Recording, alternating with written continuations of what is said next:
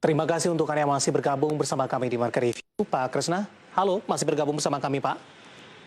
Halo Pak David, ya Ya, Pak. kita lanjutkan kembali Pak Kresna.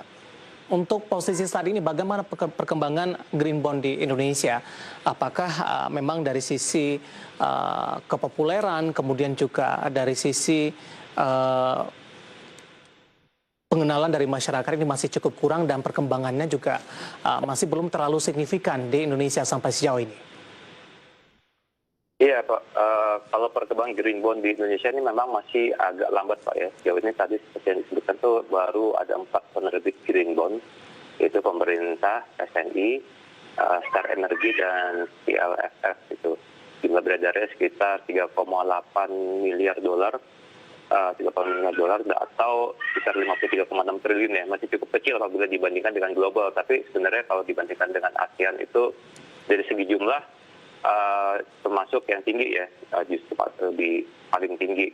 Cuman kalau dari sisi penerbit itu memang masih kalah cukup jauh dari Singapura maupun Filipina.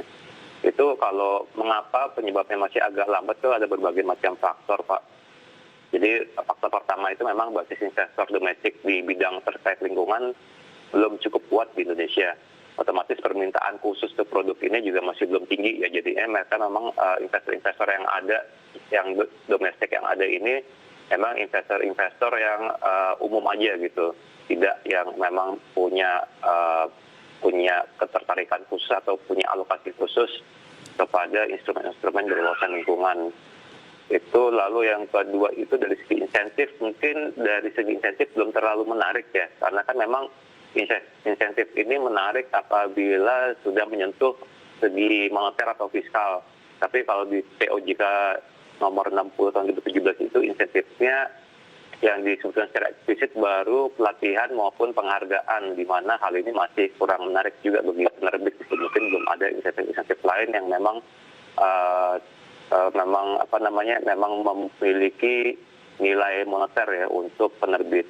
Ketiga, juga tidak ada kewajiban ya untuk mewajibkan perusahaan asuransi, DAPEN, ataupun perusahaan-perusahaan yang memang biasa menempatkan investasi itu untuk memiliki alokasi investasi di green bond.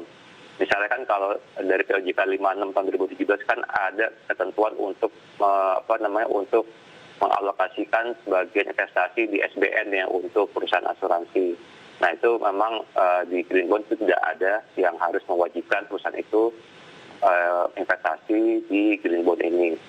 Lalu keempat, dibandingkan dengan negara lain lebih banyak proyek-proyek berwawasan lingkungan yang karakternya cocok apabila dibayar oleh green bond ataupun karakternya cocok untuk investornya sendiri gitu. Jadi misalnya kalau tadi karakter investasi seperti LRT maupun di mini hydro, mungkin dari sisi investornya yang ada sekarang ini di domestik itu belum terlalu menarik ya, entah apakah tenornya yang tidak cocok ataupun dari karakter risikonya yang tidak cocok. Nah itu juga kita lihat juga selain dari dua itu juga dari segi pricing maupun transparansi compliance terkait surat utang atau green bond ini melalui penawaran umum juga agak memiliki tantangan tersendiri ya. Jadi ya memang harus banyak persyaratan-persyaratan yang dipenuhi sebelum menerbitkan green bond ini.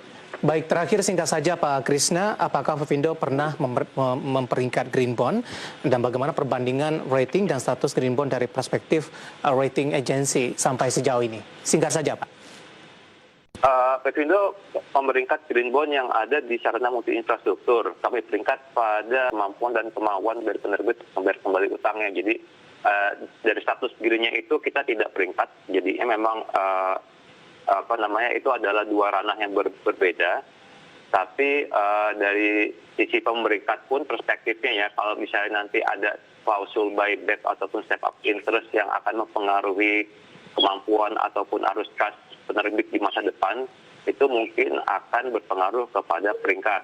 Cuman dari kasus yang sudah ada ini ya, kita memang tidak melihat statusnya green bond itu, dan juga kalau dari kasus SMI sendiri kita tidak melihat adanya sesuatu yang memang mempengaruhi arus kas di masa mendatang ya Baik. dari green bond ini ya. Ya, Pak Krisna, waktu kita cukup terbatas, Pak. Terima kasih sudah bergabung bersama kami dan semoga bisa menjadi referensi bagi pemirsa IDX Channel. Sehat selalu, Pak Krisna. Sama-sama Pak David, terima kasih banyak Pak David. Baik, terima kasih ada Bapak Krisna Arman, analis Financial Institution Rating PT Fevindo. Dan perbincang tadi mengakhiri kebersamaan kita di Market Review kali ini, pemirsa. Akhirnya saya David San Oval dan seluruh rekan kerja bertugas mengucapkan terima kasih dan sampai berjumpa kembali.